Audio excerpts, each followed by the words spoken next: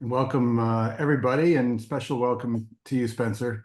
When you get old, Spencer, your bio gets long, so that's the price of wisdom, I guess. So, at any rate, it's great to have you with us. I'm consider myself very fortunate to be able to call Spencer a friend.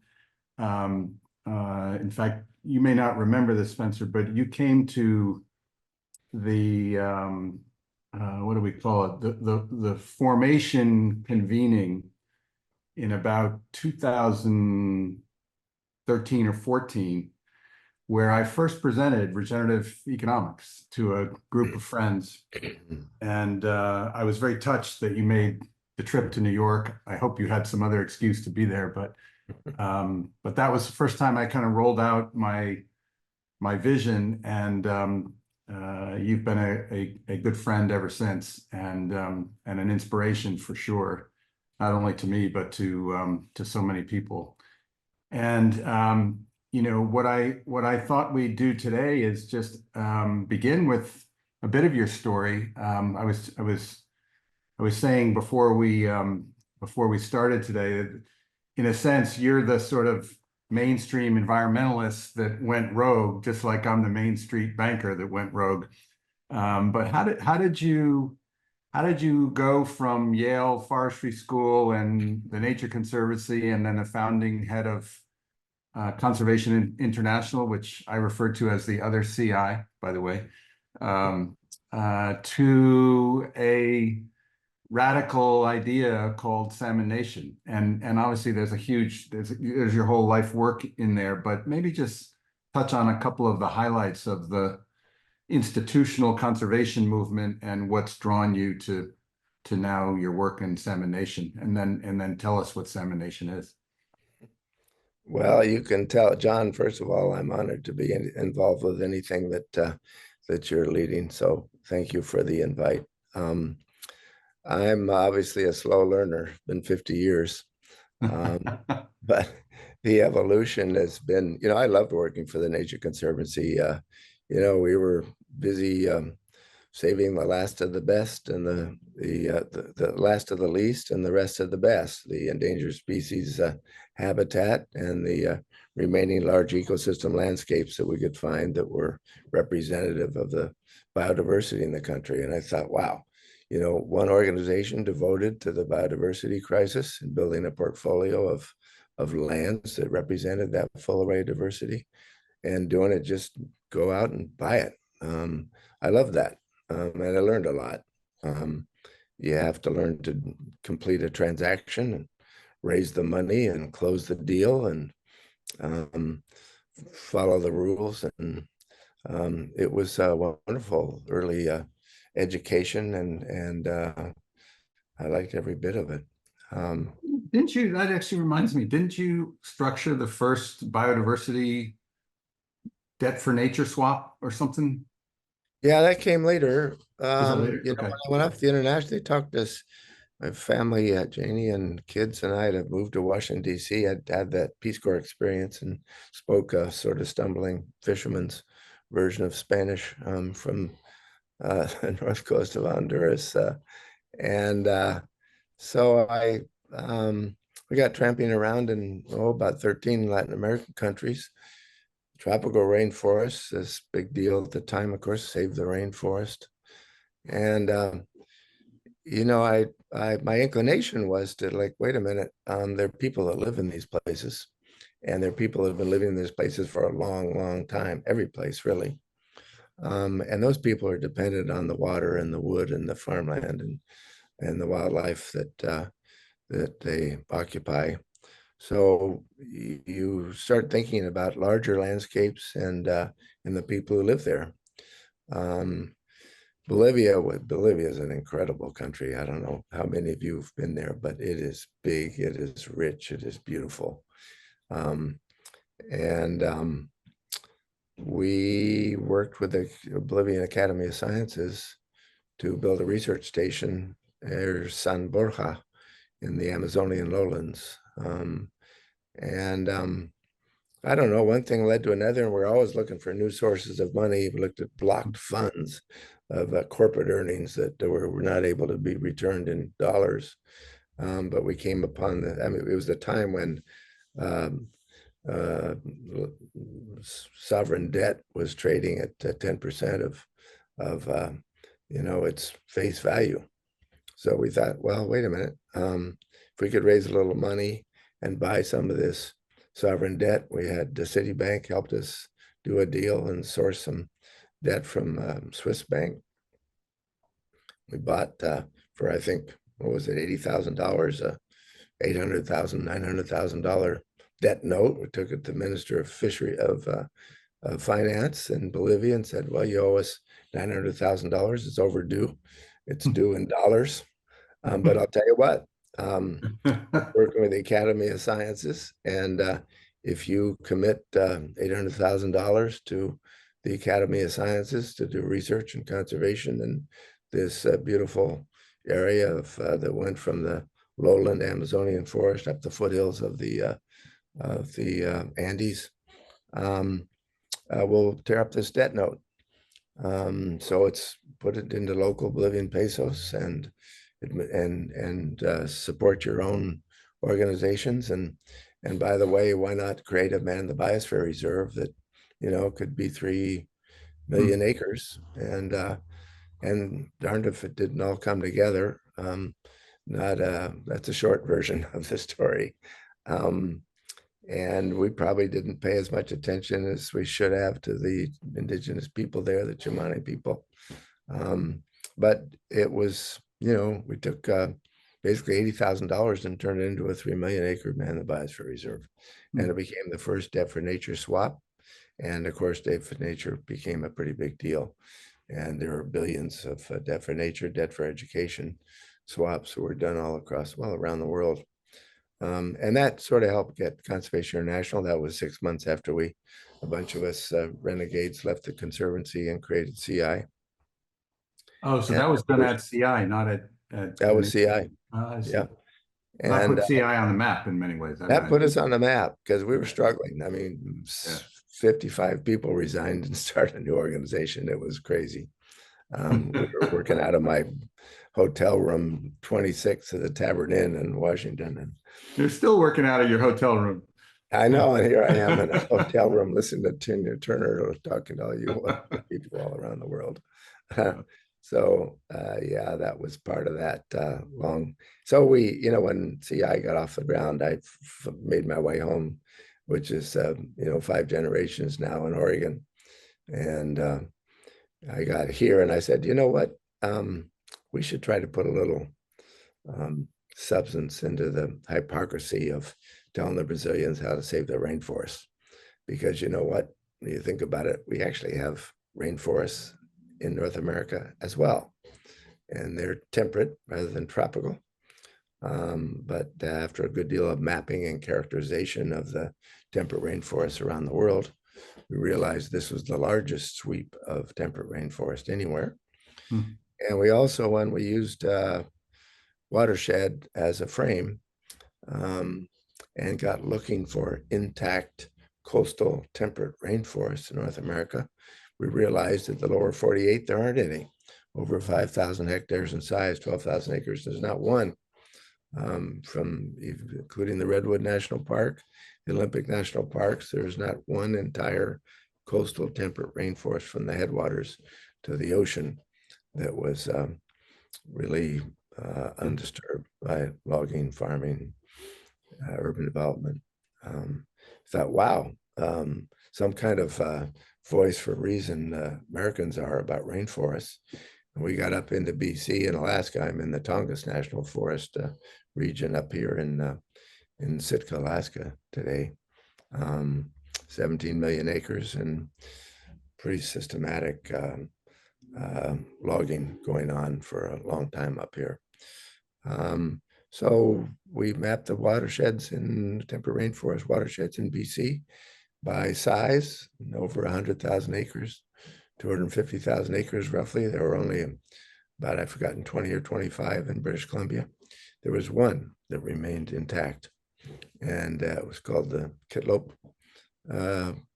river watershed. We asked around with scientists and other environmental organizations. So what's the story with Kitlope? And nobody had ever heard of it. But we just put a frame on that search for integrity. And our first question was, well, who lives there? And it turned out this was traditional territory of the Haisla First Nation people, who of course had been here for 12,000, 15,000 years. It was their traditional territory, and it was part of a tree farm license, and it was about to be logged.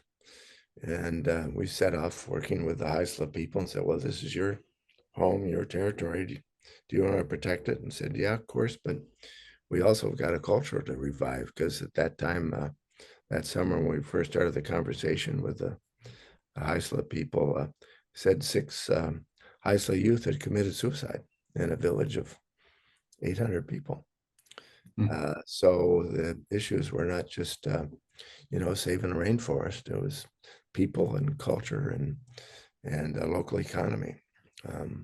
Anyway, that became kind of formative for us. We developed relationships around a campfire with Gerald Amos, the chief of the Kidmat Village Council. And 4 years later, there was almost 1 million acres, cost about $600,000 that was protected in the first Co-Management Agreement in British Columbia. And it's... And what year is this roughly? Well, this is right when we started, 91 to 94, 95. Part of that story is that I love is the, we talked for a long time with the Haisla elders. What do you want to call this place? The white guys are going to want to call it the Kitlope Heritage Conservancy. And they said they thought about it for a long time, a lot of late night stale donuts and coffee. And they finally said, you know what, we're going to call it what we always called it. That place is Hushtuashu Nuyum Jis. I said, what does that mean? They said, well, that's the land of milky blue waters. They're glacial fed, turn green in the summer. And Nuyum Jis is the sacred stories that go with that place. So this isn't just about a place. This is about the people in the place and our long history and the sacred laws of how you live in a place like this. So that's on the maps today. It's a beautiful. I don't pronounce it necessarily properly, but it's a long, but it was a beautiful thing, and formative for EcoTrust. When we set out to characterize this place and trying to imagine what we might be able to do to be helpful to address the integration of social, environmental, and economic well-being, we start with what feels like a BGO, a blinding glimpse of the obvious. Who lives here? Who has lived here? Who's lived here the longest? Don't you start by listening, by finding these people and asking them questions and learning their situation, their sovereign owners of this, every bit of this beautiful part of the world. And it just seemed self-evident that that's where one would start. So our work at EcoTrust was not just with First Nations and Native communities, but it was a powerful set of relationships that led to a lot of good things. I can just interrupt for a second there, though. It was self-evident to you, Spencer, perhaps, to start by finding the people that have lived there and asking questions, but that's actually not self-evident to, the entire American story. I mean, that's the reciprocal of the American story. So why was that self-evident to you? I don't know. I've always been a contrarian, right? I looked at things, said, if any idea I had was everybody cheered and said, oh, that's a great idea, then I think, well, maybe it's not, because that sounds like convention. And if convention were so great, we wouldn't be in this mess. So I was always trying to look 180 degrees and thinking, well, wait a minute. Let's rethink this whole thing from the beginning to the end. And what were your colleagues, graduates from the Yale School of Environment, working at Nature Conservancy and CI, thinking and saying when you said, let's start by looking for the people that have lived here forever, rather than let's start by measuring the trees and the canopies or whatever? Well, it was, they've all come this way. The Nature Conservancy and or CI, we're founded on much of these same ideas. All right. Yeah, it's a little more top down perhaps, but as big organizations are apt to be. But we've been wandering around. I landed in Sitka last night. We're walking down the street, and two eco-trust people waved us down. They're up here talking to the same people that All we're right. Yeah. talking to. But so I think it's um, it's now it's become understood that we recognize the dreadful history of systematic genocide, colonialization, industrialization, straight lines replacing the wiggly lines of nature and watersheds and Mm. communities and traditional settlement patterns. Um, so I don't know. I just do it different, think different. Just try to ignore convention and take a deep breath, take a look at the situation of people in place and go like, how could we be most helpful? Get on And the was ground. was bioregionalism a thing then? Oh, there was always Cascadia, which felt ecotopia and all Yeah. those kinds of things. It's been around for a long time in different forms, Yeah. but it felt a little bit more like a back to nature kind of hippie movement in some Yeah. ways. Um, it wasn't as expressed as rigorously, I think, as it is today. Yeah. Bioregionalism has come on as a powerful frame. Yeah. Um, And I think the distinction between what you're describing and what may have been happening is the expression that I love, that I don't know if it's a Bill Reed expression or a Regenesis expression, but the idea of place sourced as opposed to place based, mm, and mm, to tap into place sourced, you need to start with the beginning of the culture, the human culture, not just the yeah. geological culture. Well, we're all wrestling with this, the profound ways in which this industrial system has influenced the way we think and the way we've behaved, Mm. for a couple 100 years. And a lot of people have gotten wealthy and built big into, rich, diverse cities and so forth. But, what we found, there's two basic observations after tramping around this part of the world for 30, 35 years. Um, One is I'm intrigued by this idea of nature state as distinct from nation state. Mhm. And it's interesting because nature state is real and nation state is an artifact, is artificial. Mhm. These straight lines, they didn't exist Mm. 200 years ago.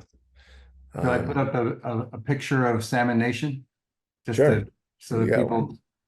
people know what you're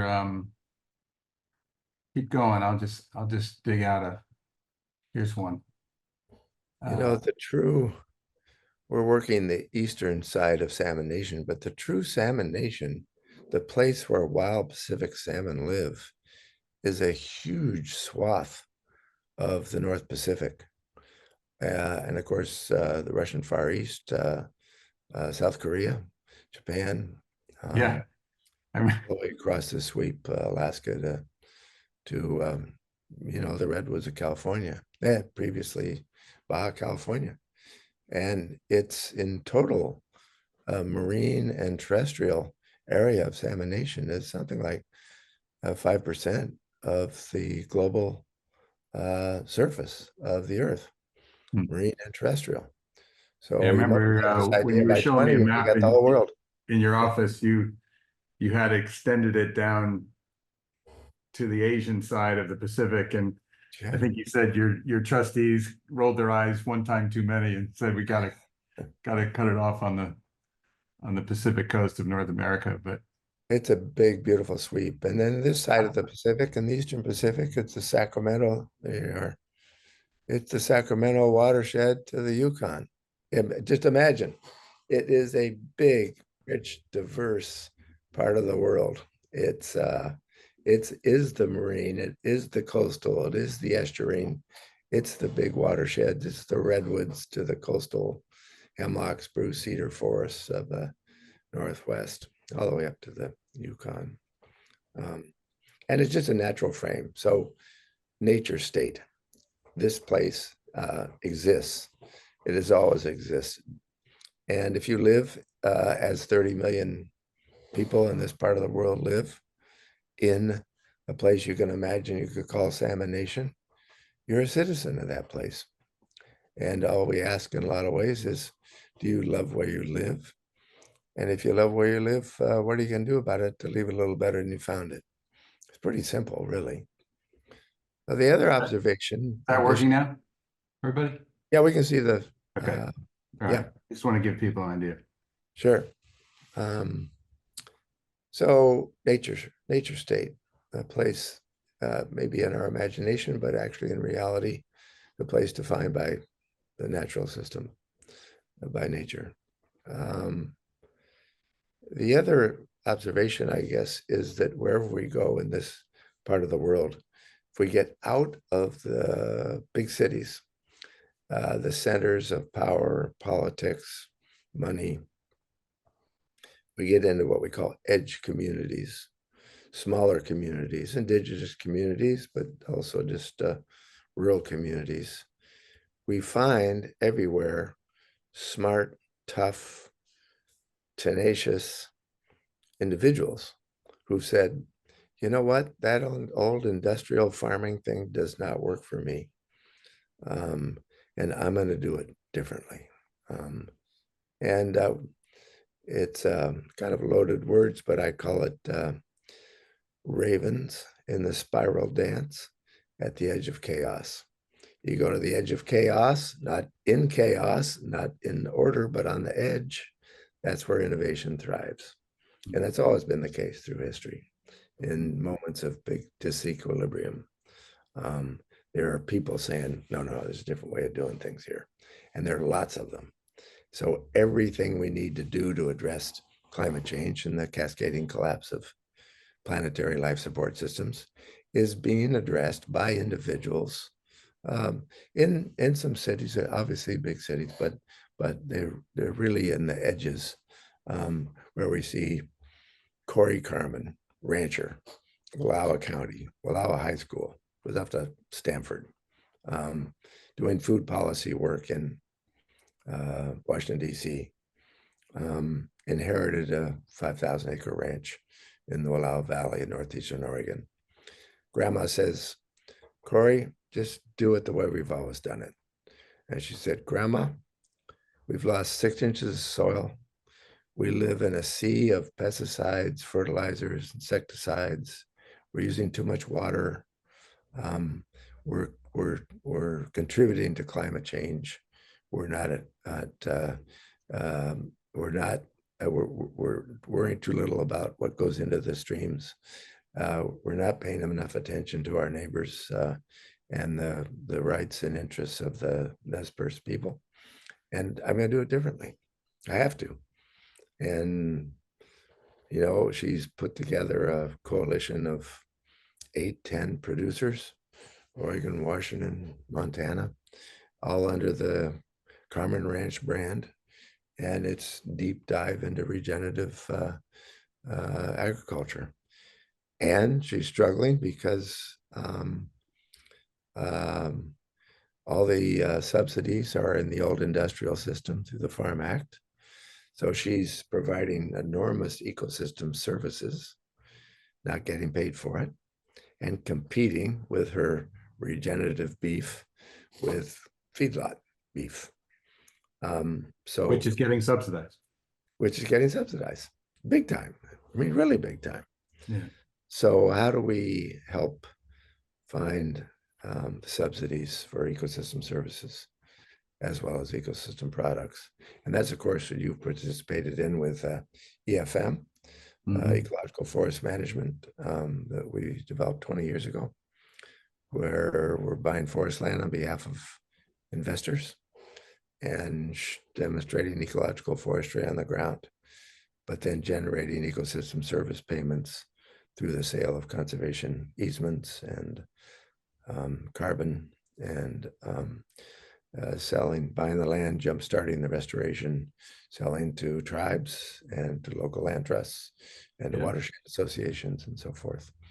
I love that aspect of that project, Spencer, which is that it's, well, actually your first fund was a perpetual fund, but the ones that have maturity dates on them, the quote unquote exit is intended to be into permanent hands, whether it's tribal or some other, preservation hands. So in a sense, you're serving as the bridge from the free market system to a safe home for large swaths of forest land. And we've talked in the course and even on this dialogue, obviously a lot of controversy around carbon credits and monetizing ecosystem services, but I think your projects are an example of where that tool, if used properly, can be completely legitimate, which doesn't mean the tool is the silver bullet to our problems. Yeah, exactly. Well, we know through the history of so-called progress that every new technology has upsides and downsides, and if done well and done right, it can be a great advantage. Yeah. Tell us the story of why it's called Salmon Nation. It could be called a lot of things, but the iconic event historically here was the return of the salmon. It was a big celebration. There were millions and millions and millions of salmon that came into all of these streams across this part of the world. 5 different species, a couple of other species in the Western Pacific, steelhead, sea runt, cutthroat trout, anadromous fish who spawned in the clear, clean gravels of the rivers, and they came in as the glaciers retreated 15,000 years ago, and the land was settled. At the same time, the salmon came back to these rivers and adapted to a whole beautiful wide range of life history strategies, different species and different life histories of salmon in different streams. And it was an enormous resource to the people who lived here. And it was an enormous resource, of course, as we settled this part of the world to the fishing industry. Struggling, of course, now. We're town of Prince Rupert that we saw a couple of days ago in coastal British Columbia. There were 800 gill netters and seine boats at the mouth of the Skeena River, just chock-a-block when the salmon were returning. And that went on for decades. There were canneries built on mouths of almost every one of these decent-sized rivers. And big surprise, it took its toll. Plus the grazing practices and the hatcheries and the dams, and we've done everything we possibly could do to destroy salmon. They're persisting, they're tough. But anyway, so this place is defined in a lot of ways by the presence of salmon, the relationships of traditional people here to the salmon. My great-grandfather came from New York, settled in Portland, sent by his father in the marine supply business and shipping agents. The big store was at the mouth of the Columbia River, and they sold nets and cordage and motors and boats to the fishermen. I sort of feel a family participation in the devastation in some ways. Mm. Today, there's no Chinook salmon fishery in the commercial fishery in the Columbia River. There's no gill net in the Columbia River.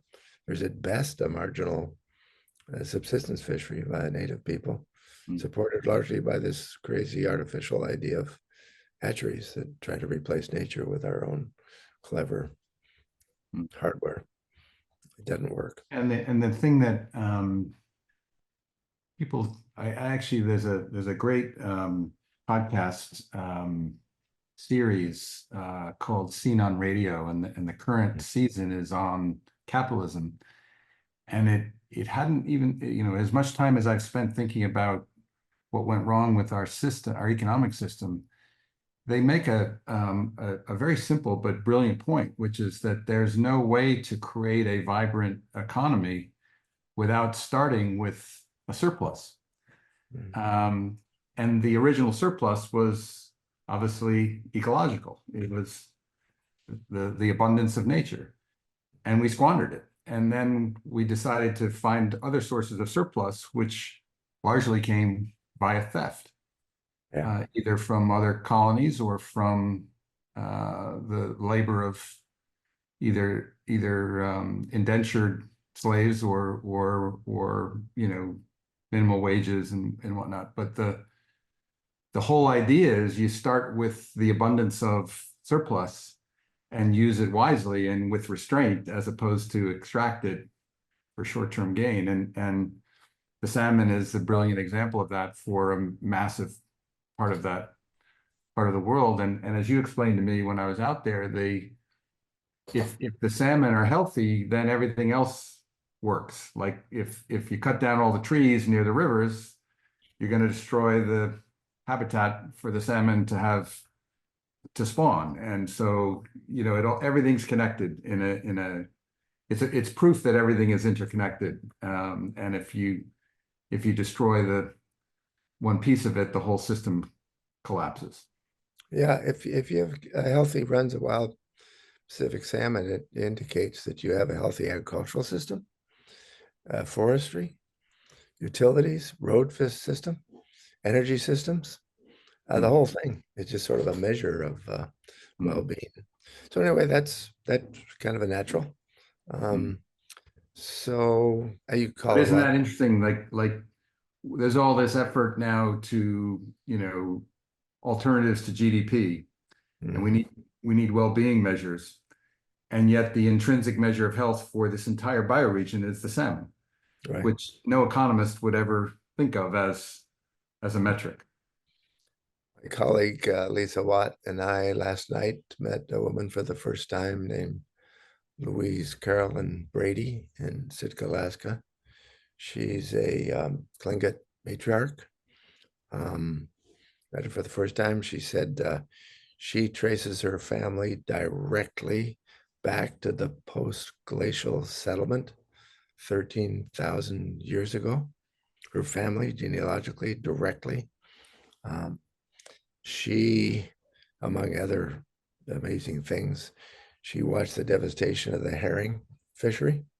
The herring fishery, and I haven't been in the middle of it. I've seen film, and I'm darned if I'm not going to come up here sometime. When the herring return in their millions, the gulls, the eagles, the ravens, the whales, the seals. I mean, it is such an extraordinary explosion of life. And it's been like the other fisheries, been hammered. And traditional people who had a deep relationship with herring, as they did with salmon and other components. So she said, we're going to protect the herring. And she's got an organization that consists of herself.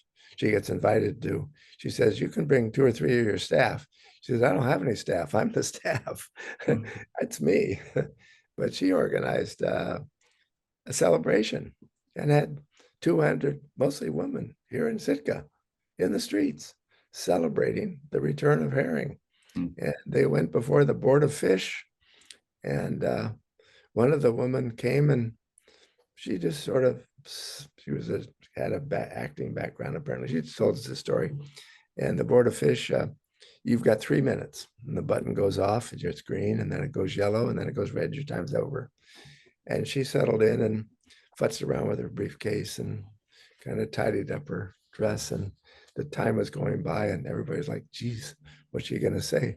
She just held up some herring roe on hemlock and said, this is what it's about. And the Board of Fish was, what's that? And she passed it around to the individual members. They'd never seen it. And they said, I don't understand. How did you get these herring eggs on the hemlock bough? And like this Board of Fish had never seen it. These people for thousands of years, it's a classic Jane Jacobs differentiation from a generality. You can go watch the herring and catch herring, but then you also see a little floating piece of hemlock bough, and you realize the herring spawn on the hemlock bough. So these people up down the coast would cut some hemlock boughs and throw it out in the bay, and the herring would come in, spawn on the hemlock bough, and they'd harvest the hemlock bough. These guys had never seen it. And they said, oh, okay, we get it. It's, I mean, the wonderful things that are happening here, the return of sovereign interests of land, of the First Nations writing their own constitution based on natural law, the recognition that we're part of a larger living community of life, period. And everything starts from there. And our economy has to be built with that understanding. I mean, there are, watching the patterns and trends over the last 35 years in Salmon Nation, the movement towards regenerative agriculture, of ecological forestry, of community fisheries, of, sovereign rights of Native people. It's night and day. It's fantastic. I was in Juneau a few weeks ago with the See Alaska celebration. There were 900 dance groups from different Native communities all across Canada and the US. There were something like 10,000 people that came to see this celebration in the streets. At the end of it, Rosita Worrell, who's one of the Native leaders up here, said, US of A, Canada, pay attention. We're still here. We haven't left. We're not going anywhere. We're going to rebuild the way we know best. Just get out of the way. And last week, Sitka, Alaska, Deb Haaland was here, the Secretary of Interior. I mean, it's, who knows what kind of craziness is coming up, but if you get on the ground in these places, it's beautiful what's going on. Spencer, you brought up Jane Jacobs. I wanted to talk about her a bit, but I'm watchful of the clock, and I'm sure there's lots of people that want to join the conversation. Before we do that, maybe just real quick, a number of people who are here. I see Stuart, and I imagine Samantha's here. I can't see her face, but a number of us are trying to figure out how to cause your work to replicate, so that every region doesn't need to learn from scratch what you've learned, and so that everyone doesn't need to run around scraping the money together to do the work that you've had to do while you're doing the work. And any wisdom on, call it, the infrastructure necessary to cause this bioregional regeneration to become a global thing that radically accelerates from the 30-year project that you've had to encounter? Well, we're inspired by Denali Meadows, like so many others, who said, change the name, change the system. The most powerful way to intervene is to reframe the paradigm. Right. So everywhere in the world, everybody who lives on the face of the earth live in a bioregion. And everywhere in the world, you'll find smart, tough, resilient people doing these kinds of things. It's because they have to survive, to prove. So I think that frame of nature state is a really powerful way to start. Beautiful. Fake nation. What in the world does that mean? I mean, what the great thing is, you say Salmon Nation, they go, oh, you're a salmon conservation organization. Yeah, yeah, Yeah, but no, it's just a totally different frame. It's radical. yeah, And then you go to the bottom up yeah. and worry a little less. I mean, it has to be done, but the top down political, um, you- celebrities and billionaires and all that we read about all day long or see on television, if you have to actually have a television, just go back to the people who live in the place that are doing interesting things because they're there. And a lot of the toughest, smartest ones are isolated and their voice is not heard. And sometimes it's just a pat on the back or amplifying the story or getting 2 or 3 or 5 of them together that have similar interests and doing what you can to be helpful. And this place is rich. We don't pretend to be a money bags going around handing out money. I mean, San Francisco, Portland, Seattle, Vancouver, there's billions and billions of money. And there's it just in the philanthropies alone, and the so-called impact investors that are searching for people and good things to do. They're out here. It's hard to find them, but you can actually get on the ground and poke around and look. There's Stuart. I mean, it's beautiful conversation, Spencer. I just could sit back and keep listening, and I didn't get a chance to ask you to share the magic canoe story. So maybe we'll hold that for the end. But I also personally just want to thank you for being such an inspiration. If people have not read Spencer's book, Cash, I highly recommend it. You've been one of these edge creatures that's constantly pushing and never giving up, and to do what you're doing and have to raise the money that it's taken to get it done and carry the burden of that is it's an extraordinary accomplishment, and it's still happening and still going. And I know I speak for everyone on this call. If there's something we can do to support you, please tell us. And thank you for joining us here in our Discovery Dialogue. I guess final word back to you though. What our marching instructions are nature state, and anything else? And the people in place, the entrepreneurs that Nature are state and the already doing people. this work. Yeah. We've used this other metaphor from Cecil Paul, Heisel Elder, the incredible human being. And he said he had a dream. His grandmother told him, build a canoe, build a supernatural canoe, build a magic canoe, because the more people that come, the bigger that canoe has to be. And we need to learn to paddle together. So all these 86 people, 89 people that are part of this conversation, and of course the tens of thousands across the country, we've got a movement going, and we're learning to paddle together. And we don't necessarily know where we're going or what's around the next bend, whether it's a waterfall or a big rapids or a smooth glide into the estuary. But I do this because I love it, and it's fun and it's beautiful. I called it, and one of the things I wrote, deadly serious whimsy. All these incredible people that are tuned in and following you, John, it's all part of this magic canoe that's a wonderful journey. And things are turning around. There's so much good stuff going on. I invite you all to Salmon Nation. Stuart knows the way. Campbell River is a good place to start. So thank you. Much appreciated.